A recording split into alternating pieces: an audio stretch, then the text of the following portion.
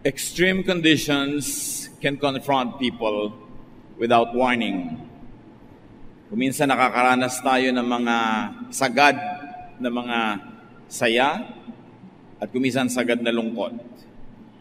People can get through extreme pleasure or pain, extreme comfort or suffering. How do we deal with life's extremes?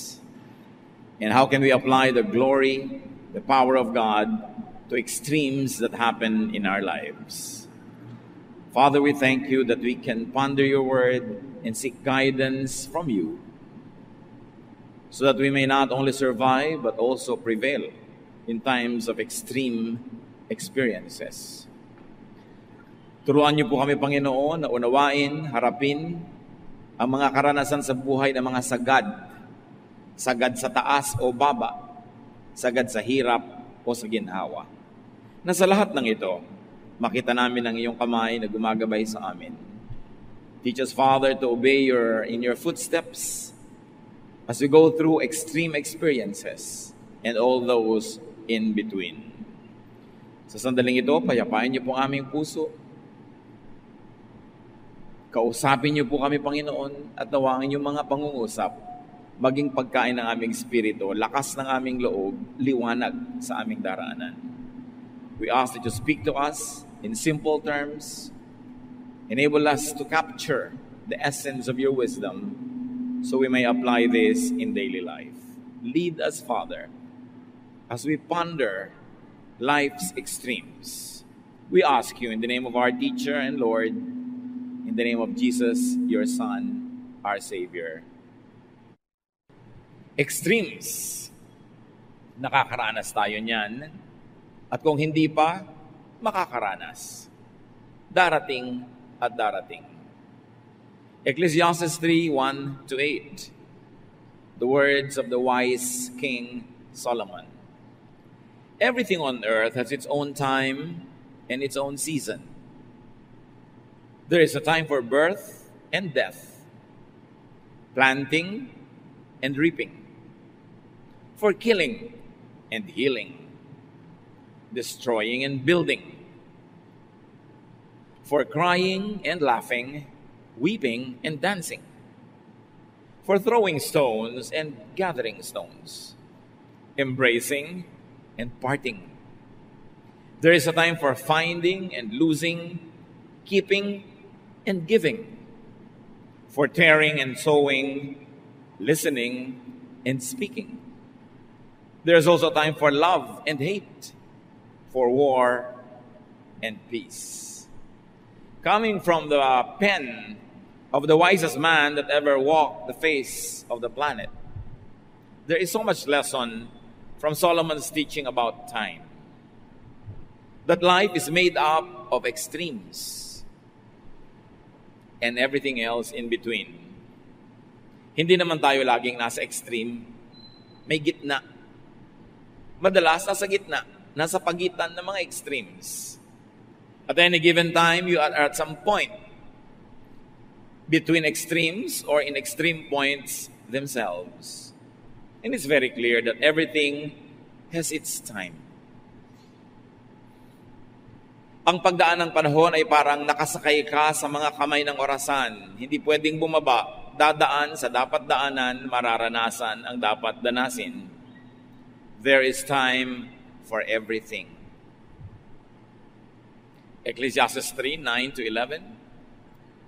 What do we gain by all our hard work? I have seen what difficult things God demands of us. God makes everything happen at the right time. Yet none of us can ever fully understand all He has done. And He puts questions in our minds about the past and the future.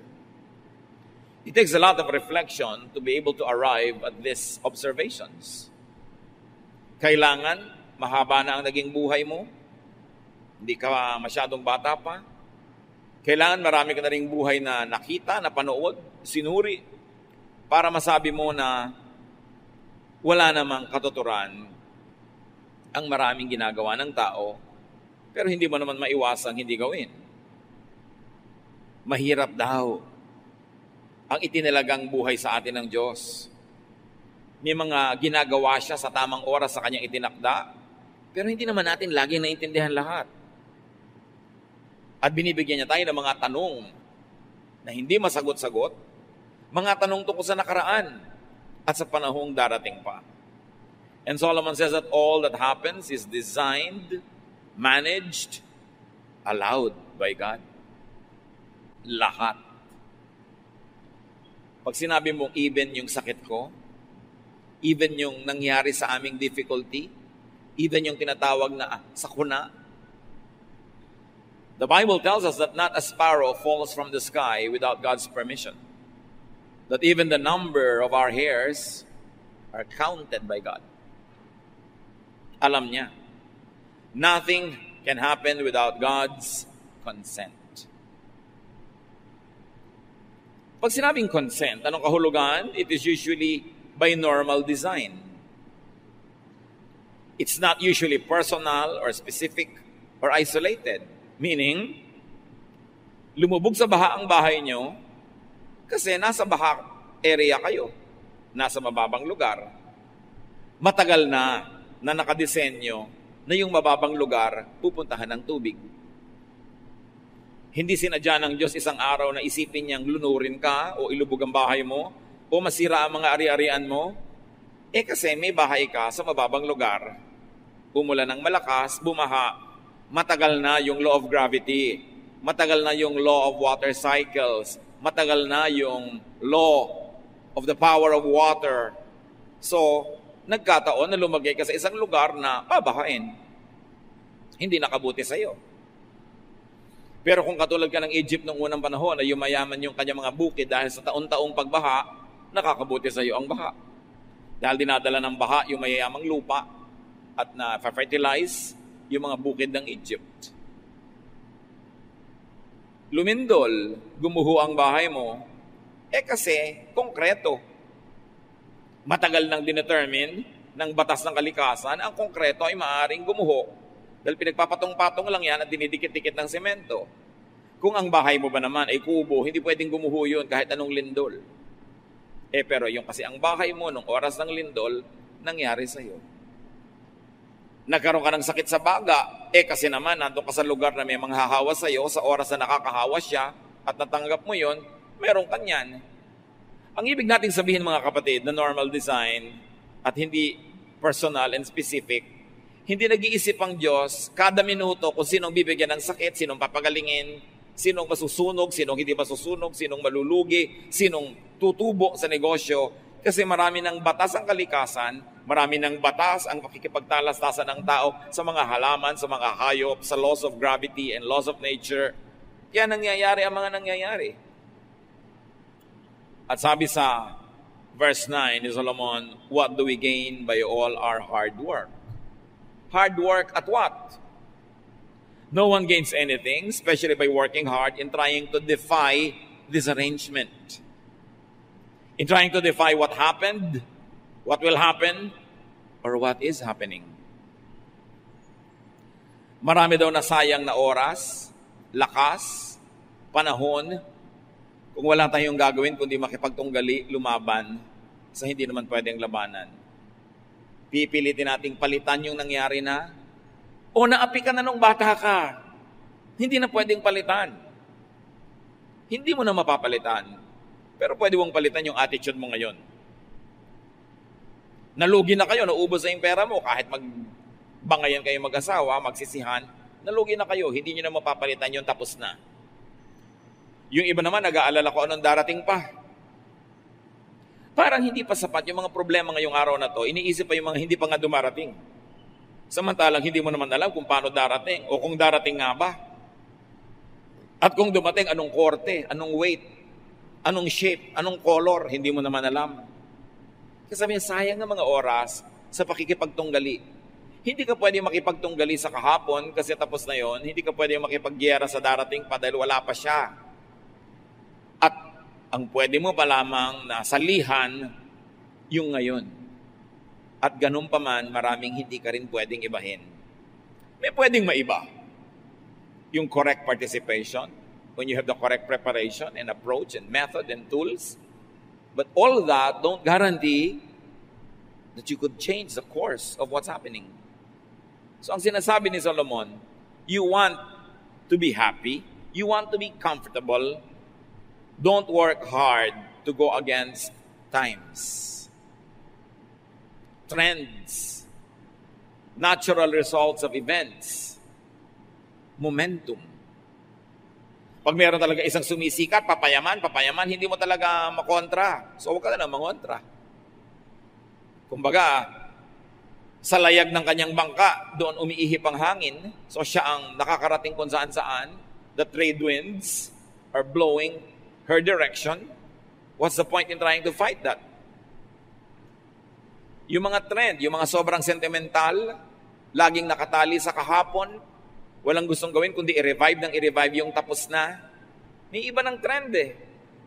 Nakakapagod create ng artificial situation just to be able to bring back what is gone.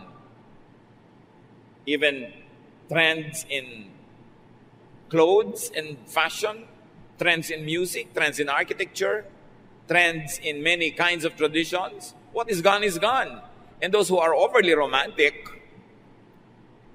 will have quixotic dreams of trying to revive what is dead. Papapagod lang sila lagi. So yung mga sentimental, lagi malungkot, laging pagod, laging pinipilit pa usuhin yung hindi na uso. Of course, there are some things that you have to keep reviving because they give you anchor, because they give you direction. But there are things that you really have to let go kasi tapos na. Tama na yung the good old days, the good old days, the good old days. Tapos na yun. You will only feel miserable when you continue to long for what isn't there. So don't work hard to insist on avoiding what is unavoidable. Katulad halimbawa ng pagtanda. Siyempre tatanda ka. Katulad ng kamatayan. Siyempre naman mamamatay ka. Gusto mo ba namang 2,000 years old ka na? Biodata mo, 2,000 years old. Ano ka? Pyramid? Do not insist on having what cannot be had. Yung pag-ibig, gustong-gusto mo siya, parang ayaw sa'yo eh. Kaya lubayan mo siya. Tanggapin mo kung anong meron ka. Make do with what is there and available. Don't look before and after and pine for what is not. Sabi nga ni Percy Bysshe Shelley, hindi lagi ang hinahanap ay wala. Pagka nasa malamig na country, ang lamig naman, gusto mainit. Pag nasa mainit na country, ang init naman, gusto malamig. Hindi ka nasasaya kahit kailan. Pag hindi ka marunong sumakay dun sa kung ano yung nandun. Naku, kung mayaman lang tayo, hindi ka nga mayaman, kaya tigilan mo. Pag yaman mo na, tsaka mo isipin yung mga iniisip mo. Ang asikasuhin mo ngayon, yung karalitaan mo. Baka mapagod sa'yo, layasan ka, yumaman ka. Don't insist on stopping what is unstoppable. Kung minsan may mga tao na unstoppable sa karir nila, haharangan mo, masasagasaan ka lang. Even Chinese military people say, do not resist momentum. You will only suffer. Don't insist on doing what is undoable at the time. Ano yung mga undoable at the time? Don't insist on fighting what cannot be fought. Being born and dying. Tulad ng nabasa na natin. Yung ipapanganak, hayaan mong ipanganak. Kay tao yon, kay pusa, kay ideya. Huwag mo nang pigilin, ipapanganak talaga yon. Even ideas. At yung mamamatay na, payagan mo namang mamatay. Kasi, nakashare na siya sa buhay. Kaya yung mamatay na yon ay halaman, matanda na eh. O pet, o isang pangarap, isang tradisyon, isang uso, panapanahon. At kumisan masakit man kahit tao. Kung talagang nakatakda na, luwagan mo ang kalooban mo at pakawalan. May mga hindi dapat labanan yung panahon ng planting and harvesting. Para madalian ka sa buhay, magtanim ka kung planting season. Kakampi mo yung nature, kakampi mo yung ulan, kakampi mo lahat. panahon ng harvest, mag-harvest ka, huwag later. Alam nyo, ang mga farmers, they harvest at the right time, lalo palay. Kasi pag hindi ka nag-harvest ngayon, nag-harvest na yung mga katabi mo, lahat ng daga ng bukid lilipat sa field mo kasi sa'yo na lang may natira. Ubus ng daga ang yung harvest, kaya pag may nag-harvest, sabay-sabay. Kasi harvest time. Pag may nag-plant, sabay-sabay. Kasi doon tama yung panahon, tama yung klima. May panahon. Ikakasal ka. Gusto mo garden wedding? Huwag June o July or even August kasi tag-ulan. Pag may magpapakasal, pilit June, tapos garden wedding, kasi pastor, ipag-pray niyo kung huwag umulan. Hindi ko ipinagpe-pray. Kasi tag-ulan yun ang gusto ng Diyos, mag-uulan, ba't lalabanan mo yung Diyos? Tapos lalo na kung bukas na yung kasal, umuulan pa rin. Tapos mamayang gabi na yung kasal, tanghali na, umuulan pa rin, pagod na pagod lahat kadadasal. Nag-schedule ka ng June, pasensya ka. Ba't mo nilalabanan yung hindi mo dapat labanan? So ilagay mo yung kasal mo, Disyembre, Enero, gusto mo na garden, mas malaki yung chance. O kaya, ang gawin mo trahe de boda, kapote. Nakapayong kayo lahat, nakabota, yung umulan, hindi, okay lang. Pero lalaban ka. May panahon ng killing daw or healing.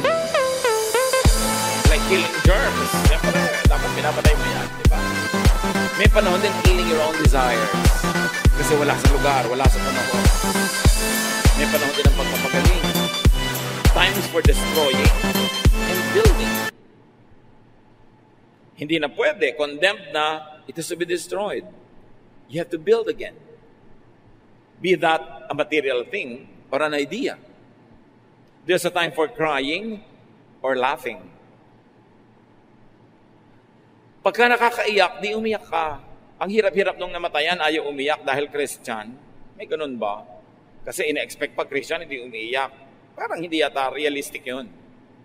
Nalulungkot ka, di umiyak ka. Ang hirap yatang labanan yung luha para sasabog ang dibdib mo. At nasubukan niyo ba magpigil ng tawa dahil wala kayong kasama? Pero ang daming tao, tapos natatawa kayo. Ba't yung pipigilin? Di tumawa kayo, malay nyo makitawa yung iba. Sa natatawa ka eh. Huwag mo lang sobrang lakasan, baka ipadala ka sa Mandaluyong. There's a time for weeping, for dancing, for throwing and gathering stones, for embracing, may mga tamang oras yan, and parting. Hindi yung kailan tamang-tamang mang embrace, pinipigil mo yung sarili mo, tapos kung kailan naghihiwalay, doon mo rin pinipigil ang sarili mo. Kalaban ng panahon. There's a time for finding what is lost. And there's a time for consigning it to permanent loss. Wala na talaga. Where is the feeling? Wala na eh. Huwag lalabanan yung oras for keeping what must be given away or what must be given up. Kung nangangarap ka, may panahon para tumigil na. Lalo yung mga nagsusugal. Ay, next time mananalo na ako. Next time mananalo na ako, kaya lumubog ng lumubog. Pagka nakakahalata ka na may trend na natatalo ka in anything, tama na. Hindi mo panahon. Ano man yon? Kaya negosyo. Ilang beses ka nang nagpipilit sa ganitong negosyo, makiramdam ka rin. Pero hindi mo rin alam kung sa ika-4 pala doon ka magsasucceed. Kaya kailangan mo talaga yung wisdom coming from the Spirit. But read the signs around you because the signs will tell you. There's a time of giving when your gift is unwelcome. Don't fight that. Don't give an unwelcome gift. Unwelcome ang iyong iniluluhog na pag-ibig, di huwag mong ipilit. Unwelcome ang suggestion mo, huwag mong ipilit. There's a time for tearing, for sowing, mga metaphors. May panahon ng pagpilas, may panahon ng pagsulsi. For listening and speaking. Huwag niyong pabaligtarin kung kailan dapat makinig, doon nagdadaldal. Kung kailan dapat magsalita, doon ayaw magsalita. Baligtad. And there's a time for loving and hating the right objects. Hating and love, a time for having war or peace. You can go on and on and on, but I think that Solomon has given up enough examples na lahat ng maiisip natin sa buhay ng mga contradictions and extremes, represented na ng mga sinabi niya. Ang point, merong panahon para sa extreme left, merong para sa extreme right. Meron para sa extremely low, extremely high, extremely cold, extremely hot. May ganong panahon. Ang buhay nga naman daw ay weather lang. Panahon. Uso siya, di hayaan mo. Hintayin mo yung uso mo. God makes everything happen at the right time. Sabi mo, at the right time? Ang bata-bata pa niya, namatay na, right time ba yun? Kahit naman matanda na, ayaw mo pa rin, di ba? Alam mo, right time ba yung, marami tayong mga ganyan, tanong. Parang mali ang timing ng Diyos. Parang mali ang timing nangyayari sa buhay natin. But Solomon, wiser than all of us, says, God makes everything happen at the right time. Tama ang nangyayari kahit sa tingin ng tao ay mali ito. Kahit mahirap, kahit masakit. Verse 11, yet none of us can ever fully understand all He has done. Ganun na lang ang tanggapin natin, that humans cannot fully comprehend, will not always agree with God's deeds and timing, but it does not make God wrong. We're just limited and we cannot understand. Isaiah 55:8, the Lord says, my thoughts and my ways are not like yours. Iba ako mag-isip kaysa sa inyo, iba ang pamamaraan ko sa pamamaraan nyo. So ang tao na mababawasan ang hirap, madadagdagan ang luwag sa buhay, yung taong ride lang sa panahon. Panahon na malungkot ang pamilya natin o di malungkot tayo, huwag nating piliting mag-OA at magkunwaring masaya. Panahon ng kasiyahan, di magsaya tayo. Panahon ng hirap, magtipid. Panahon ng luwag, di mamuhay ng magtamasa ng sarap sa buhay at mag-share sa iba. Panahon na may pagkakamali, magdusa, ituwid ang sarili. Panahon na nagtanim ka ng tama, di aani ka ng tama. Even when it comes to extremes in knowledge, faith, and belief, ng sarili mo o ng ibang tao, ride lang. Iba-iba kasing panahon eh.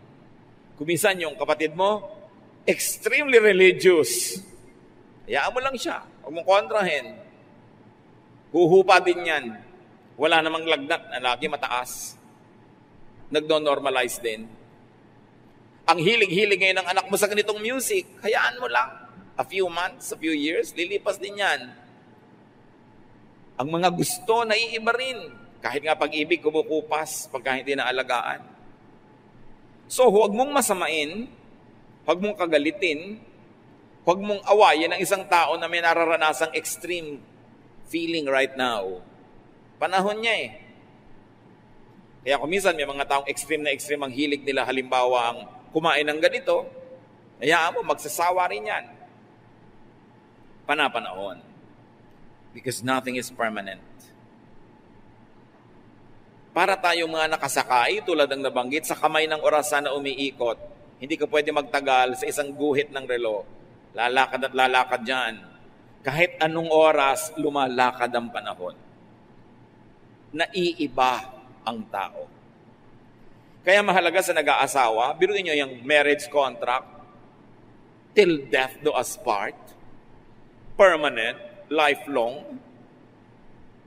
Hindi kayo dapat nakukontento na kung ano kayo dati, yun na kayo forever. Kasi pwedeng nag-iiba yung partner nyo na kayo'y maiwan. O kayo yung nag-iiba, siya yung maiwan hanggang mamaya ang laki na ng agwat. Mahirap na kayo magsama. So lagi kayong naghahabulan sa isa't isa. Uy, nahihilig ngayon ang misis ko na magbasa ng mga philosophies. So magbabasa-basa rin ako kung hindi ko manhilig para hindi naman masyadong malayo ang agwat ng iniisip namin. Uy, ang husband ko nahihilig sa sports. Di maghihilig din ako. Kung hindi man ako yung maglaro, manood man lang ako at pumalakpak sa kanya. Kaya maraming mag-asawa, nagkakalayo ang loob, nakakalimutan nila na yung pinakasalan mo 5 years ago is not the same person anymore. Na yung pinakasalan mo today will not be the same person 20 years from now because change is always happening. And when you don't change together with the person that you love, together with your partner, you will wake up one day realizing that there is now an unbridgeable chasm between the two of you. Na may agwat na hindi na matawid-tawid.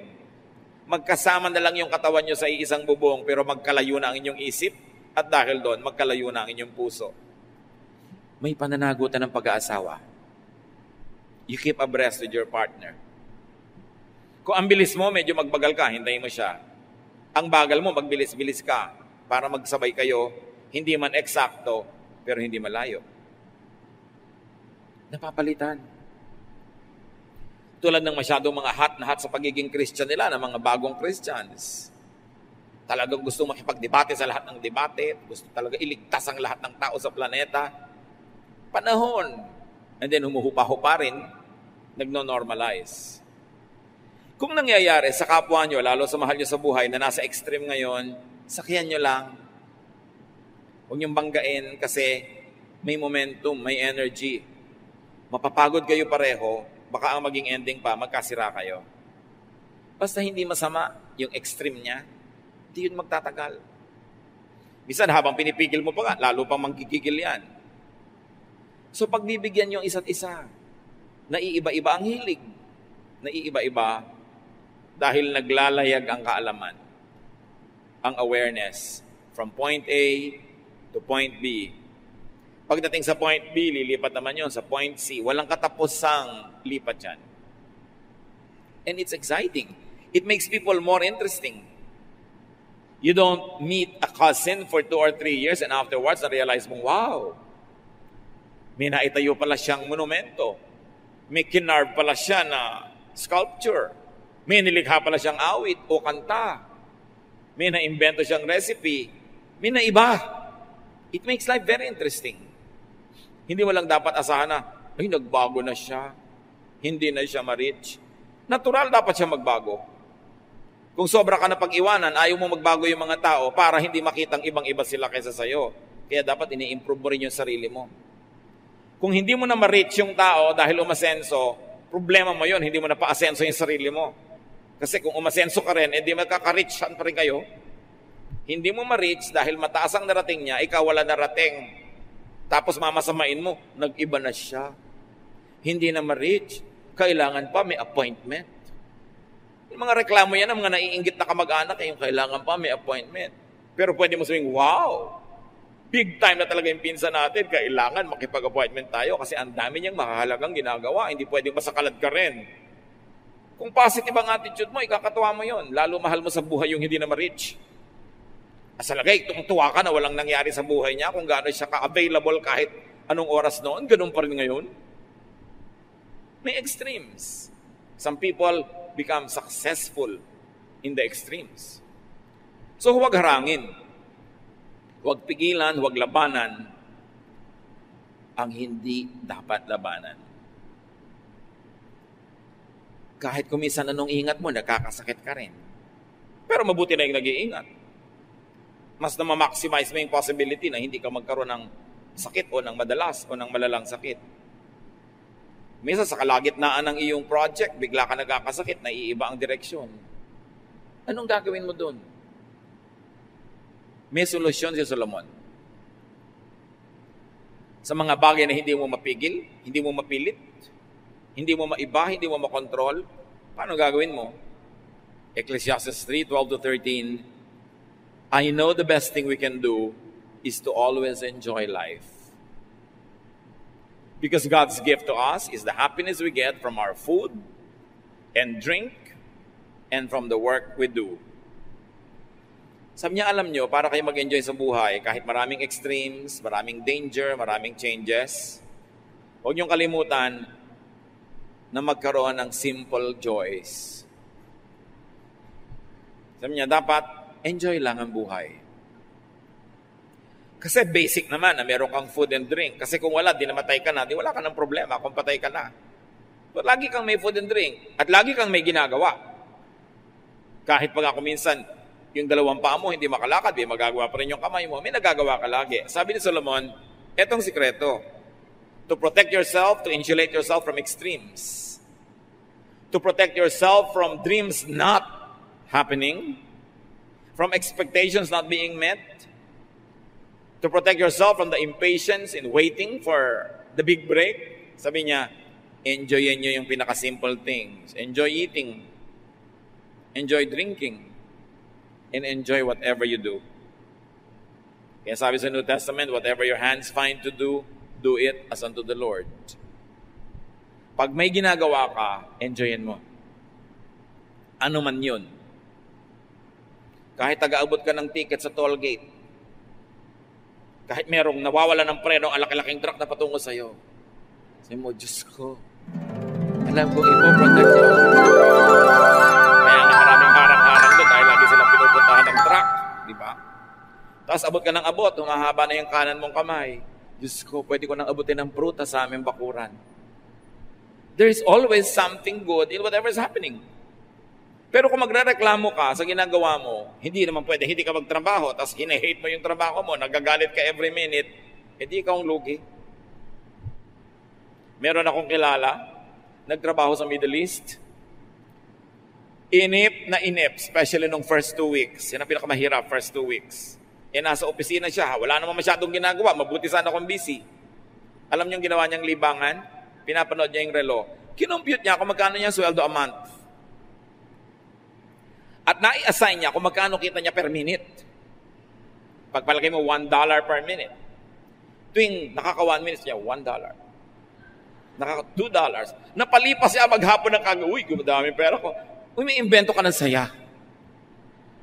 Yun siguro ang gustong sabihin ni Solomon, umimbento ka ng saya with whatever little thing you have. At ang naging metaphor niya, talinghaga, food and drink. Dahil lagi namang may food and drink, kasi nga kung wala nun, hindi patay ka na. So enjoyin mo kung ano yung nandun. Enjoyin mo kung anong trabaho mo. Make the most of what time gives and what time allows. May sakit ka, kailangan mo magpagaling ng 1 buwan sa ospital o sa kama. Magrereklamo ka, edi lumungkot ka lalo. Pwede ka mag-isip ngayon ng ano ba ma-enjoy ko habang nakahiga rito? Anong pwede kong gawing aliwan? Anong pwede kong gawing project? Alam ko na. Ipagpe-pray ko lahat ng naging classmate ko mula nung kindergarten. Iisa-isahin ko mga pangalan nila. O di siguro bago mo maubos yun, galing ka na. Ipagpe-pray mo pa lahat ng kamag-anak mo. That's the least you can do. Be still and pray. And even that is worship. Even that is ministry. Kung yung kamay mo, pwede pa mag-drawing. Nakakapag-computer ka pa, makakapag-Facebook ka pa halimbawa. Pwede ka mag-text. Ang daming nakagawa ng tao, bakit magre-reklamo kang ang hirap ng kalagayan? Nakita niyo yung mga nakakulong sa mga bilibid, sa dami ng oras nila, nakakagawa ng barko sa loob ng bote. Magagawa niyo ba yan kung malaya kayo? No. So, hahanap ka. Dapat gumawa ka ng paraan para ka sumaya. Pag malungkot ka ng 1 oras, 2 oras, baka hindi mo kasalanan. Pero pag 1 linggo na yan, may pananagutan ka na. 1 buwan ka ng malungkot, ikaw na ngayon ang nagpapaperpetuate ng lungkot mo. Kailangan itaboy mo yan. Kailangan may gawin ka. Ibahin mong iniisip mo, ibahin mong kinakain mo, ibahin mo yung routine mo, ibahin mong takbo ng iyong utak, pero hindi pwede na magrereklamo ka lang na magrereklamo. Sayang ang panahon. Sayang ang oras. So find enjoyable work when you can. Or when you cannot choose your work, find enjoyment at work. Isa lang yan, umimbento ka ng saya. Saan ka man naroon? Enjoy the seasons. Kung nasa bansa ka na 4 seasons, huwag ka magreklamo. Ay, pollen time na naman, pagkaka-allergy na naman ako. Find a reason to enjoy the season. Kasi hindi mo makayang palitan.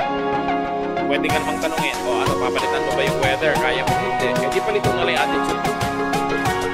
Bakit ka magpaglaban sa hindi mo kaya? Enjoy the climate. Enjoy the weather.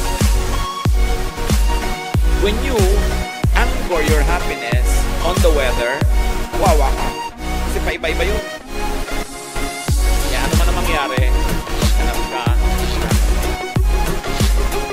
kahit kung minsan ipinaglalaban ng halimbawa, mahal sa buhay na nag-aagaw buhay, nasa ospital, ang tagal-tagal ng gamutan. Hindi naman sa pagiging makasarili, pero pag kinuha na siya ng Panginoon, ang totoo nun, ginawa mo na rin yun. Ginawa mo lahat ng magagawa mo para sa ipaggamot, alagaan. Nung kinuha na, maluwag mong ibigay. At ipagpasalamat mo na rin sa Panginoon. Don't feel guilty na, Lord, salamat din po kasi may kasama na rin pahinga. Hindi lang para sa Kanya, para rin sa akin. Hindi mo naman siya ipagtutulakang mamatay para makapagpahinga ka, no? Pero ginawa mo na yung magagawa mo, tapos ang naging ending pa rin, pinawian siya ng buhay. Huwag mo nang labanan yun. Ang totoo, mapapawian din naman siya ng buhay. Kung hindi ngayon, baka next year, baka 10 years from now, darating din yun. Kung dumating na, ano bang mapapalamon na labanan yun? May mga tao nagtatampo pa sa Diyos, nagagalit sa Diyos, dahil daw yung nanay niya. Kailan naman hindi ka magtatampo? Pag 150 years old na yung nanay mo, hindi ka na siguro magtatampo. Pero gusto ba niya yun? Kaya ba niya yun? So, ang sinasabi ng Ecclesiastes 3:14, everything God has done will last forever. Nothing He does can ever be changed. God has done this so that we will worship Him. Yung palang mga hindi natin maunawa, hindi natin makontrol, hindi natin makaya, ang dapat ending, worship. Lord, I don't understand you. I won't be angry. I will worship you. It gives me more reason to worship you because you're really above me. I cannot understand you. I cannot change what you want. I cannot undo what you have done. So what will I do? I will worship you. I will submit to your power and majesty instead of fight you, because nothing will happen if I ever tried. God acts, we react. Up to a point, we act, and God can react. But most of the time, really, we react. Because whatever action God would like to do, He has already set before we were born. It is pointless to contend with God. Huwag ka na magalit sa Diyos, sa anatomy mo, kung paano ka isinilang, sa naging mga karanasan mo. Isaiah 45, 9-15, the Lord said, Israel, you have no right to argue with your Creator. You are merely a clay pot shaped by a potter. The clay doesn't ask, why did you make me this way? Where are the handles? Children don't have the right to demand of their parents. What have you done to make us what we are? Yan mga tanong. Sabi niya, alam nyo, ako lumikha, kayo inilikha, huwag niyo magreklamo. Marami kong inihandang kasiyahan para sa inyo dahil mahal ko kayo, hindi ko kayo nilikha para pahirapan. Kung nahihirapan kayo at hindi nyo naiintindihan ang ganda nun at beauty nun, tanggapin nyo na lang. At patuloy kayong sumamba, yun ang nalalabing pwede nyong gawin. Worship na lang, imbes magreklamo. Tanggapin ang dapat tanggapin. Ecclesiastes 3:15, everything that happens has happened before, and all that will be as has already been. God does everything over and over again. Diba lahat cycles? Water cycle, paulit-ulit lang yung tubig, pabalik-balik. Yung kinain mong papaya, naging bahagi ng katawan mo, tapos naagnas ka later, naging lupa uli, sinipsip uli ng bayabas naman, naging bayabas siya. Pabalik-balik ang lahat. Everything is cyclical. Kaya kung gustong sumaya, learn from the rhythms of life. Walang bago. Sabi rin ng Ecclesiastes, there is nothing new under the sun. What is now has been and will be again. There is nothing new. So makibagay ka na lang sa panahon. Kung tag-ulan, huwag ka magreklamo, matatapos din yan. Kung tag-init, matatapos din yan. Makiuso na lang. Basta hindi sa masama. Huwag laging labanan kung ano yung uso. May mga trend ng music kung minsan that's happening in the church. Some people will resist it and say, no, mas gusto ko yung luma. Kaya nga luma yun kasi tapos na.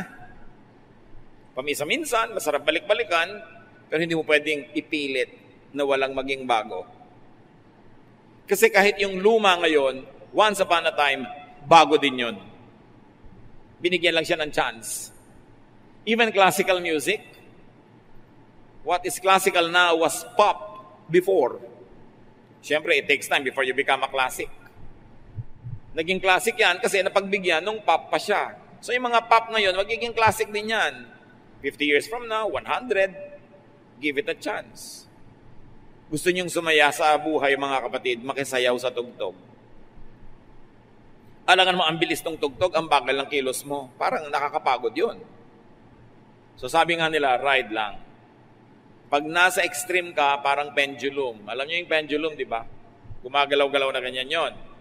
Kahit yung pendulum ng relo. Wala namang nasa pendulum na dulong gano'n. Ang tagal-tagal nandun ha. Sandali lang yun doon, babagsak uli yun. Pag may pendulum uli, babagsak uli. Ganon din yung saya, lungkot. Ganon yung pangungulila at pagiging amused and entertained. Ganon yung pagiging mahirap, pagiging mayaman, malusog, may sakit ka. Pabalik-balik lang lahat ang buhay. So kung nasan ka, huwag kang magreklamo. Humanap ka na ikasasaya dun kung nasan ka ngayon. Sa susunod na estasyon mo sa buhay, doon ka uli humanap, doon ka uli humanap. And before you know it, humarap ka na sa Diyos. Natapos na yung hiniram nating buhay na ito, naging makaduturan, naging enjoyable. Nagpa-enjoy ka ng kapwa, nag-enjoy ka rin, nagawa mo ang mission mo, hindi yung inubos mo ang lakas mo para reklamo, kalalaban sa mga hindi mo naman kayang panalunan. Just survive extreme times. Kaya pag may nagtatanong sa akin, sa Facebook man, napaka-extreme po ng nararanasan ko ngayon na lungkot. Nandito ako sa Saudi Arabia, etc., etc. What will I do? And I always say, just survive it. Aliwin mo, libangin mo ang sarili mo, lilipas din yan. Gustong-gusto ko na po umuwi sa Pilipinas, 2 buwan lang yan. Pagkatapos makaka-adjust ka na. Lampasan mo lang. Iniwan po ako ng boyfriend ko, parang mabibiyak ang ulo ko. Hindi mabibiyak yan, matibay yan. Para pong pinupunit ang puso ko, OA mo, hindi ang papel. Lilipas din yan. At pag natauhan ka na, magpapasalamat ka pa nga, ipagdiriwang mo yung araw na ito na iniwan ka niya, pag natauhan ka na. Namimiss mo lang naman dahil in love ka pa. Pag nawala na yung love mo na yan, maglang makikita mo lahat yung mga kapintasan niya at magpapasalamat ka pa. Yung mga ililibing ang asawa, isama mo na ako, isama mo na ako. Sige, sama ka. Di naman tatalon sa hukay. Sabi mo, huwag kang mag-inarte. Gagraduate ka rin dyan. Wala pang 6 na buwan, may boyfriend na, ang byuda.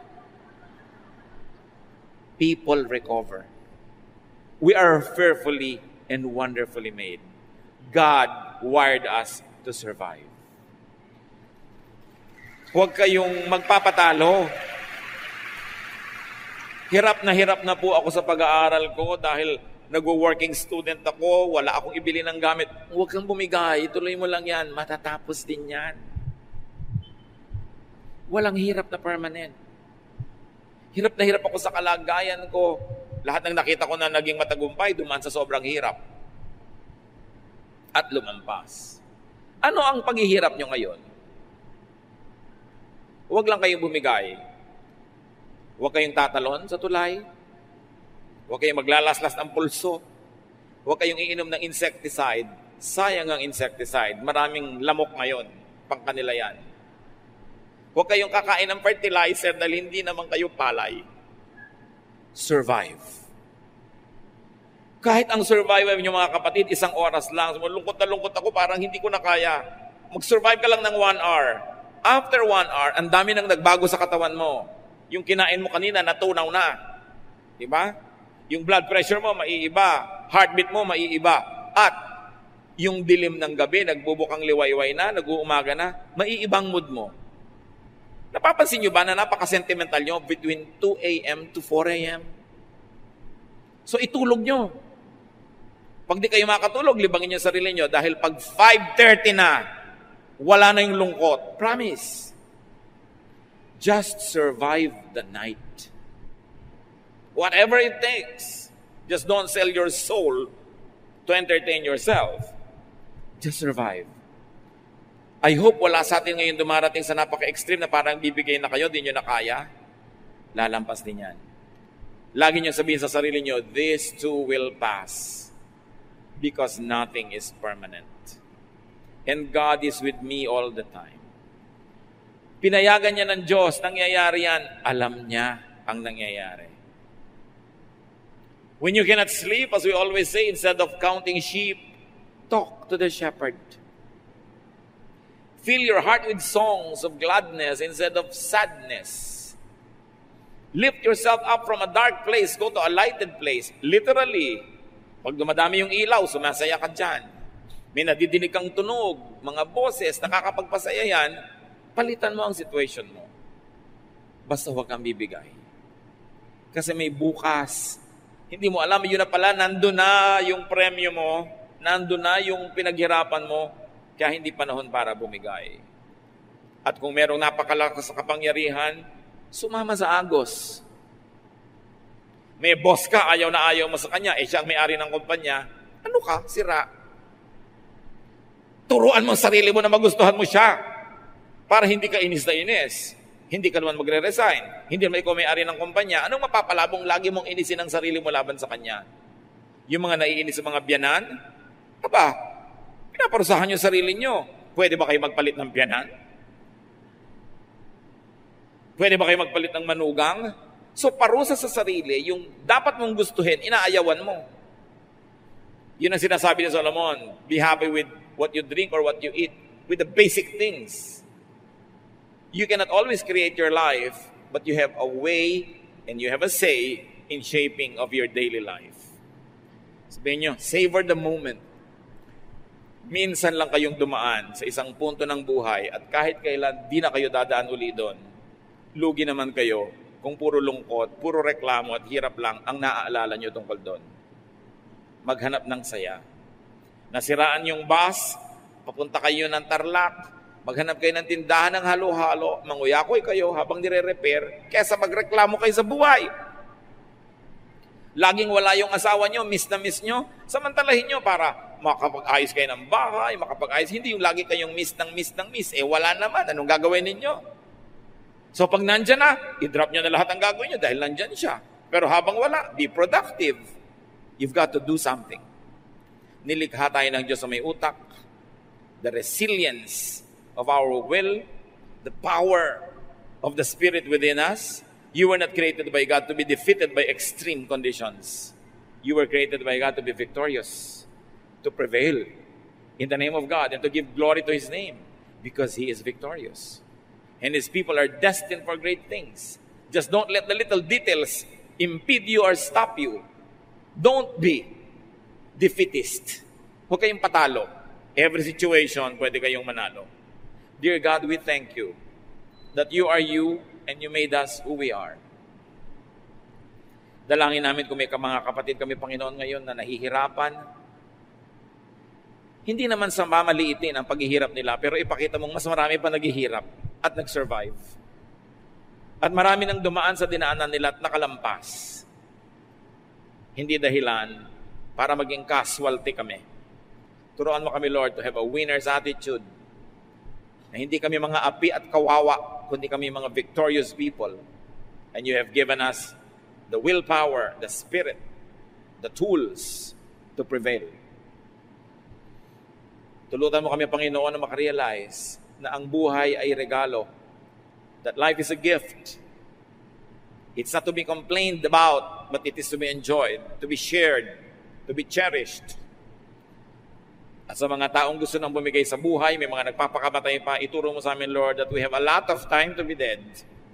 So while we are alive, we should savor every minute of it. Teach us. And teach us also, Lord, to be sensitive to people who are suffering, people who go through extremes.